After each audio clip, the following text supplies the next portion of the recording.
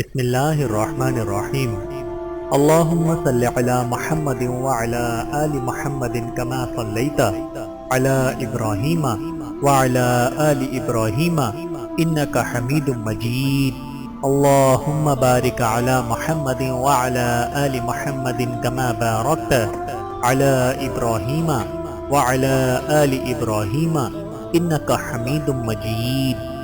بسم اللہ الرحمن الرحیم۔ السلام علیکم ورحمۃ اللہ وبرکاتہ۔ حضرت آدم علیہ السلام جب انسان نے پہل اس زمین پر قدم رکھا تو اللہ تعالیٰ نے انسان کو دنیا میں بھیجنے سے پہلے انسان کے زندہ رہنے کے لیے تمام سامان پیدا فرمایا۔ ہوا، پانی، آگ اور مٹی یہ انسان کی بنیادی ضرورت تھی۔ اس کے بغیر تو انسان زندہ ہی نہیں رہ سکتا۔ انسان کے جسم میں قوت پیدا کرنے کے لیے کھانا بھی ضروری تھا۔ اس لیے اللہ تعالیٰ نے پھل، پھول، میوے، پودے، ہرے بھرے درخت پیدا کیے۔ اس کے علاوہ سر اٹھائے بلند و بالا پہاڑ، رواں دواں گنگناتے ہوئے چشمے، بل کھاتے دریا، بے کراک سمندر، چاند، سورج، ستارے، غرض کے ہر وہ چیز جو انسان کے زندہ رہنے کے لیے ضروری تھی پیدا کی۔ ان سب چیزوں کے علاوہ انسان کے آرام اور سہولت کے لیے اور چیزوں کی بھی ضرورت تھی، وہ بھی پیدا فرمائی۔ زمین آسمان کے اندر بے شمار چھپے ہوئے خزانے اور وسائل ہیں، مثلاً لوہا، چاندی، براق ابرق، تیل، کوئلہ اور گیسیں ہیں۔ یہ تمام چیزیں انسان کی ضرورت کی ہیں، ان سے انسان فائدہ حاصل کرتا ہے۔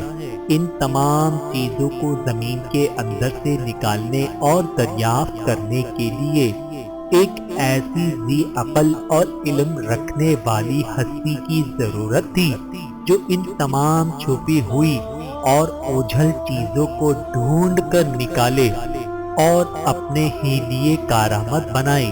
یہی ہستی جسے انسان کہا جاتا ہے۔ انسان کو اللہ نے عقل اور سوچنے سمجھنے کی صلاحیت عطا کی، پھر دنیا میں بھیجا۔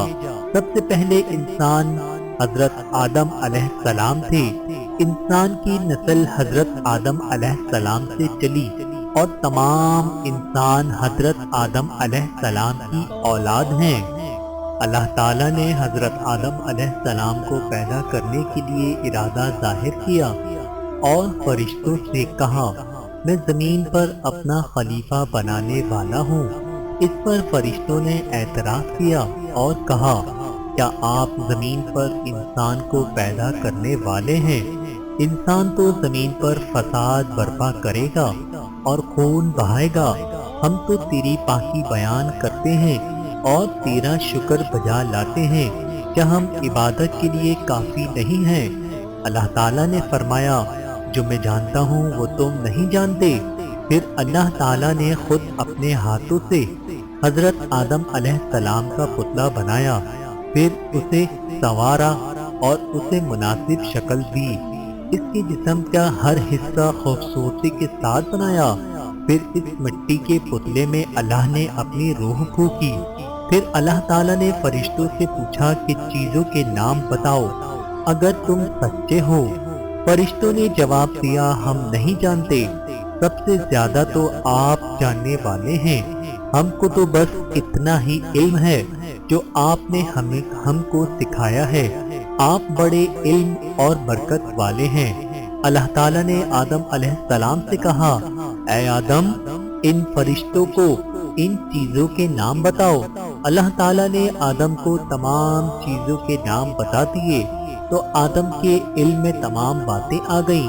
آدم نے ان چیزوں کے نام بتا دیے تو اللہ تعالیٰ نے فرشتوں سے کہا، کیا میں تم سے نہ کہتا تھا کہ میں آسمانوں اور زمینوں کے اندر کی سب پوشیدہ باتوں کو جانتا ہوں، اور جو کچھ تم ظاہر کرتے ہو اور چھپاتے ہو سب کا علم رکھتا ہوں۔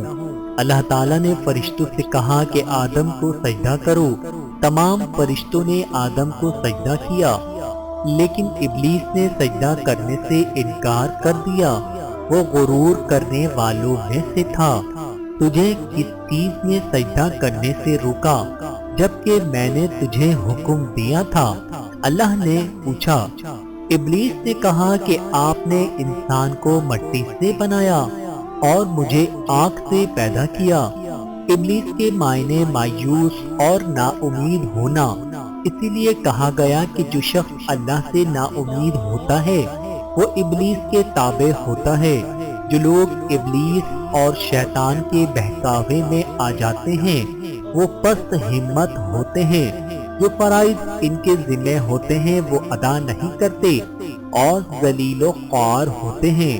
جب ابلیس نے سجدہ کرنے سے انکار کیا تو اللہ تعالیٰ نے فرمایا، تو آسمان سے اتر، تو نے تکبر کیا اور تو ذلیل و خوار ہوا۔ ابلیس نے کہا کہ مجھے قیامت کے دن تک مہلت دے دیجیے۔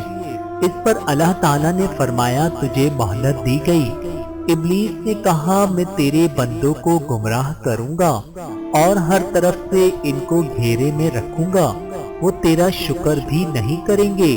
اللہ تعالیٰ نے حضرت آدم علیہ السلام کو حکم دیا کہ اے آدم، تم اور تمہاری بیوی بہشت میں رہو اور جو کچھ کھانا ہے فراغت سے کھاؤ، اور ایک خاص قسم کے درخت کی طرف اشارہ کرتے ہوئے کہا کہ اس درخت کی طرف نہ جانا ورنہ تم ظالم قرار دے دیے جاؤ گے۔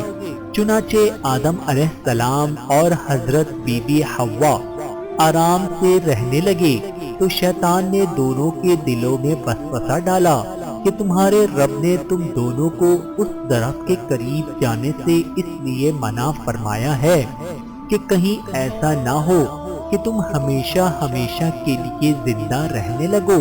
میں تمہارا خیر خواہ ہوں اور تم دونوں کی بھلائی چاہتا ہوں۔ شیطان کے فریب میں آ کر حضرت آدم اور حوا نے درخت کا پھل چکھا تو دونوں بہشتی لباس سے محروم ہو گئے۔ ان کے جسم سے بہشت کا لباس اتر گیا۔ دونوں اپنے اوپر جنت کے پتے جوڑ جوڑ کر رکھنے لگے۔ ان کے رب نے ان کو پکارا اور کہا، کیا میں نے تم دونوں کو اس درخت کے قریب جانے سے منع نہیں کیا تھا اور یہ نہ کہا تھا کہ شیطان تمہارا دشمن ہے؟ حضرت آدم اور حوا دونوں سے غلطی ہوئی، انہوں نے اللہ کا حکم نہیں مانا۔ اس غلطی پر دونوں کو سخت ندامت ہوئی۔ آدم نے اللہ تعالیٰ سے معافی طلب کی اور دعا کی، اے میرے رب، ہم نے اپنے نفس پر ظلم کیا، اگر آپ ہم پر رحم نہ کریں گے اور ہماری مغفرت نہ کریں گے تو ہم نقصان اٹھانے والوں میں سے ہوں گے۔ آدم اور حوا کو زمین پر اتار دیا اور کہا کہ تم ایک دوسرے کے دشمن رہو گے اور ایک خاص وقت تک تم دونوں کو زمین پر رہنا ہے۔ میری طرف سے کوئی ہدایت آئے تو جو شخص اس ہدایت کو مانے گا نہ انہیں کسی بات کا اندیشہ ہوگا نہ کوئی غم۔ جو میری نصیحت سے منہ موڑے گا اس کے لیے دنیا میں زندگی تنگ ہوگی اور قیامت کے روز اس کو اندھا اٹھائیں گے۔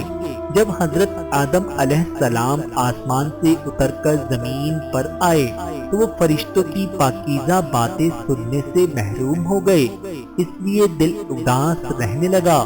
آپ نے اللہ سے دعا کی اور عرض کیا کہ میں تو فرشتوں کی صحبت سے محروم ہو گیا ہوں۔ اس پر اللہ تعالیٰ نے فرمایا، آپ مکہ معظمہ جائیں، وہاں میرا گھر تعمیر کریں، اس کا طواف کریں اور نماز پڑھیں۔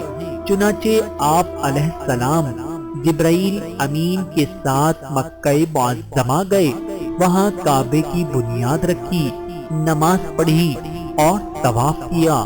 حضرت آدم علیہ السلام کے واقعے سے ہمیں سبق ملتا ہے کہ جس کام کو اللہ نے کرنے سے منع فرمایا ہے وہ نہ کریں، جو کام کرنے کا حکم دیا ہے وہی کریں، یہی عبادت ہے۔ عبادت نیکی ہے، نیکی عبادت ہے۔ اللہ تعالیٰ سے دعا ہے کہ اللہ تعالیٰ ہم سب کو سمجھنے کی اور عمل کرنے کی توفیق عطا فرمائے۔ آمین ثم آمین.